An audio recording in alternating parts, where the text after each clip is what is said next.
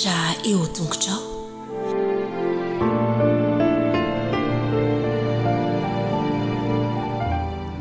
Faly miarabantsika indray ary zaza bodo namako tratran'ity sabata ity dia tonga tao tokantrano indray hamangy anareo.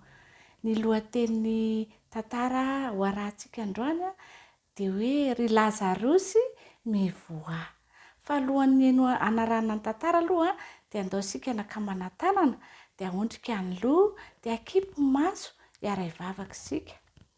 Andriamanitra faly izay misaotra anao fa notahinao indray dia nomenao anay ny sabata fitsaharana mba hiarahanao aminay. Omeo fahendreny izay mba ho zaza endrim-pakatoa amin'ny anaran'i Jesosy. Amen. Ry Lazarosy mivoha. Ny teny natao tadidy dia ao amin'ny Jaona 1:15 mivaky toy izao amin'ny anaran'i Jesosy. Ary Jesosy tian'ny Marta sy ny rahavaviny ary Lazarosy. Hainareo ve izany? Mino avy efa hainareo izany. Andao averintsika miaraka hoe miara-manisa telo 1, 2, 3. Ary Jesosy tian'ny Marta sy ny rahavaviny ary Lazarosy. Bravo! Andao ary anaraka ny tantara sika e.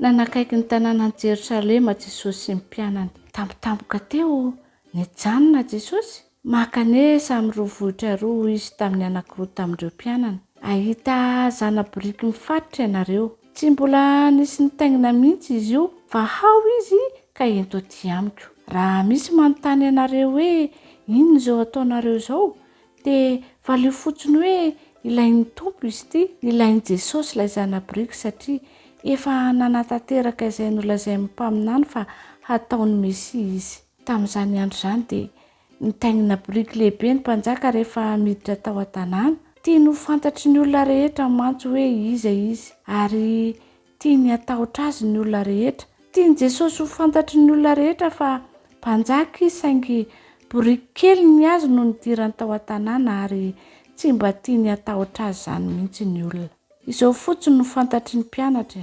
Izy zavatra tsy fahita mahazatra hitranga. Koa nandeha faingana izy ireo nanatanteraka izay nasan'i Jesosy natao. Rehefa niditra ilay tanàna izy ireo dia nahita ilay zana-biriky. Biriky mbola tanora araka ny voalazan'i Jesosy. Rehefa novahana ireo ilay zana-biriky dia nanontany azy ireo tompony hoe inona izao ataon'izy ireo izao? Ilain'ny tompo izy ity hoy ireo mpianatra. Arak'izay nasan'i Jesosy nataony ihany no nataon'izy ireo. Dia nentin'izy ireo tena amin'i Jesosy ilay zana-biriky kely. Tsy nisy ny lasely koa ny lamba no nataony teo ambonin'ilay zana-biriky. Feno olona ny lalana makany Jerosalema. Nataon'ny ray atsangorony zanany mba ahitany an'i Jesosy. Nitsingina ery ny reny mba hijery.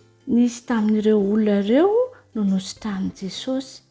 Jamba, marenina, marary ary kilemaina.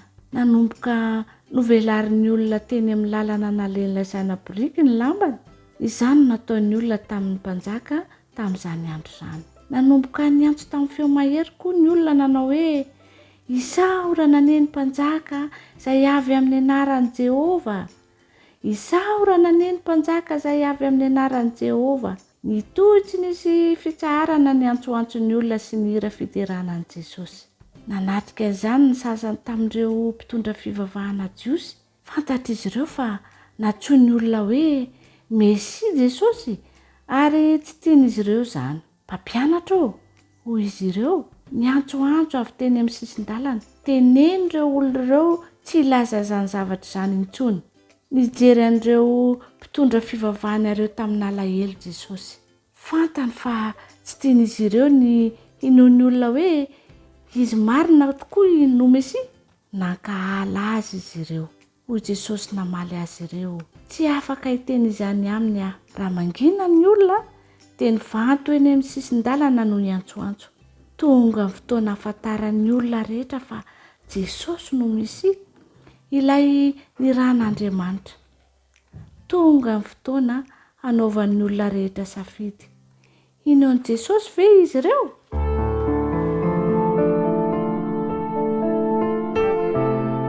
Mianatra eo tongotra